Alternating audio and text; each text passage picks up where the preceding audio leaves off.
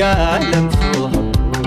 anine manimbara ramalle garadare anine manimbara ramalle ziyade shagadiya